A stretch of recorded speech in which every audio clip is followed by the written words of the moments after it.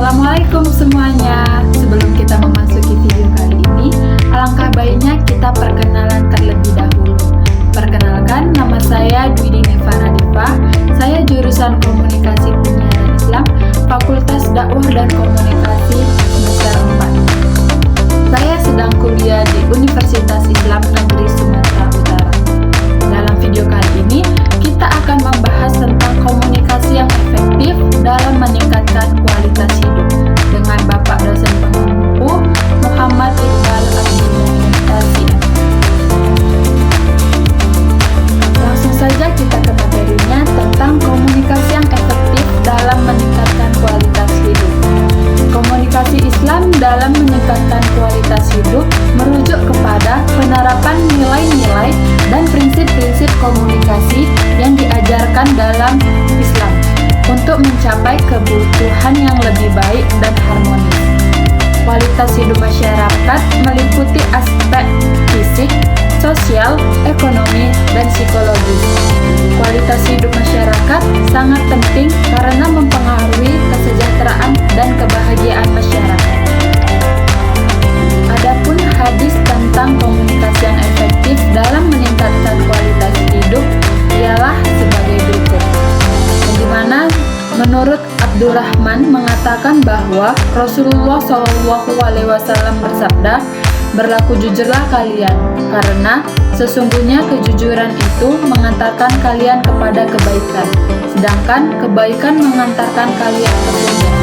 Dan jauhilah oleh kalian perkataan dusta, karena kedustaan mengantarkan kalian pada kejahatan, sedangkan kejahatan mengantarkan kalian kepada api neraka." Setelah kita mengetahui hadis tentang komunikasi yang efektif dalam meningkatkan kualitas hidup, adapun materi selanjutnya tentang teknik komunikasi dalam meningkatkan kualitas hidup. Yang pertama yaitu mendengarkan aktif. Dengan kita mendengarkan aktif, kita dapat memberikan perhatian penuh dengan pembicara tanpa menginterupsi. Yang kedua ya empati. Dengan kita memberikan rasa empati, kita akan memahami perasaan dan menunjukkan rasa peduli kita terhadap mereka. Yang ketiga yaitu kejelasan dan ketegasan. Dengan kejelasan dan ketegasan, kita dapat menyampaikan pesan dengan jelas dan tidak memakai kata-kata yang membingungkan. Yang keempat yaitu pengendalian emosi. Kita dapat mengelola emosi kita dan menghindari reaksi secara berlebihan. Yang kelima yaitu menghindari asumsi. Dengan kita menghindari asumsi, kita tidak boleh menyimpulkan sesuatu tanpa informasi yang cukup. Adapun contoh penerapan komunikasi dalam meningkatkan kualitas hidup. Yang pertama dapat dilihat dari aspek keluarga, yang dimana kejelasan dan keterbukaan dalam sebuah keluarga, orang tua dapat berbicara secara terbuka dengan anak-anak mereka tentang nilai-nilai, perasaan, dan harapan satu sama lain. Yang kedua, waktu yang berkualitas. Meluangkan waktu untuk mendengarkan aktif setiap anggota keluarga tanpa gangguan teknologi, seperti makan malam bersama dan mengobrol dapat memperkuat ikatan keluarga. Yang kedua dapat dilihat dari aspek hubungan sosial, yang dimana dengan kita berpartisipasi aktif dalam suatu diskusi komunitas dan mendengarkan pendapat berbagai anggota dengan penuh hormat dapat membantu menemukan solusi yang lebih baik. Dan yang terakhir yaitu saling mendukung. Dengan kita memberi dukungan verbal kepada komunitas seperti memberikan dorongan kepada seseorang yang sedang berusaha menjalankan suatu rencana.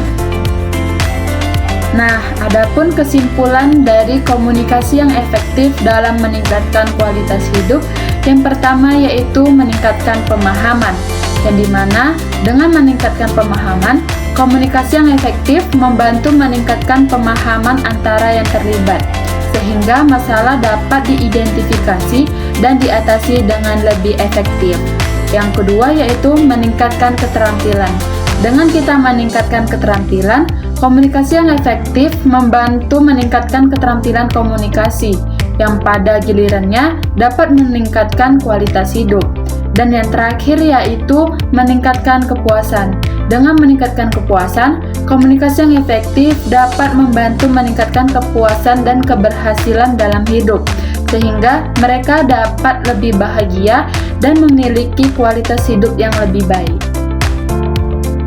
Nah, tadi kita telah membahas tentang materi komunikasi yang efektif dalam meningkatkan kualitas hidup. Selanjutnya, kita akan membuat kuis tentang materi kita tadi nih, yaitu tentang komunikasi yang efektif dalam meningkatkan kualitas hidup. Langsung saja ke soal pertama. Komunikasi yang baik dalam keluarga. A. Membiarkan anak-anak menebak aturan rumah tanpa penjelasan. B. Berbicara terbuka dan jelas tentang harapan dan perasaan satu sama lain. C. Menghindari diskusi tentang masalah keluarga. D. Menyelesaikan konflik dengan marah-marah.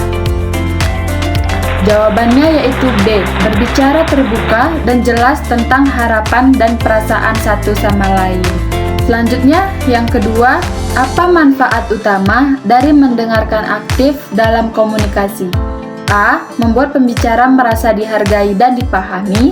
B. Menghindari kesalahan dalam berbicara. C. Mengontrol percakapan sepenuhnya. D. Menghindari terlibat dari konflik. Jawabannya adalah A. Membuat pembicara merasa dihargai dan dipahami. Soal ketiga, manakah dari berikut ini yang merupakan praktik komunikasi yang baik untuk mendukung kesehatan mental dan emosional? A. Menghindari berbicara tentang perasaan pribadi. B. Mengabaikan kebutuhan untuk dukungan emosional. C. Merendahkan diri sendiri. D. Mengekspresikan perasaan yang jujur kepada orang terdekat. Jawabannya adalah D. Mengekspresikan perasaan dengan jujur kepada orang terdekat. Soal keempat, apa yang harus dilakukan ketika terjadi kesalahpahaman dalam komunikasi? A. Mengabaikannya dan melanjutkan pembicaraan. B. Menuduh lawan bicara. C. Mengklasifikasi maksud dan mencari solusi bersama. D. Mengakhiri komunikasi. Jawabannya adalah C. Mengklasifikasi maksud dan mencari solusi bersama. Soal terakhir, bagaimana Rasulullah SAW mengajarkan kita untuk menghindari konflik dalam komunikasi menurut hadis? A. Mengabaikan orang yang tidak sepaham. B. Berbicara dengan keras. C. Bersikap sabar dan mengendalikan amarah. D. Menghindari berbicara sama sekali. Jawabannya adalah C. Bersikap sabar dan mengendalikan amarah. Nah, tadi kita telah membahas nih tentang komunikasi yang efektif dalam meningkatkan kualitas hidup. Tadi kita telah mengerjakan juga kuis tentang komunikasi yang efektif dalam meningkatkan kualitas hidup. Dengan itu, berakhirlah video kali ini. Semoga materi tadi dapat bermanfaat bagi kita semua. Akhirul kalam, Assalamualaikum warahmatullahi wabarakatuh.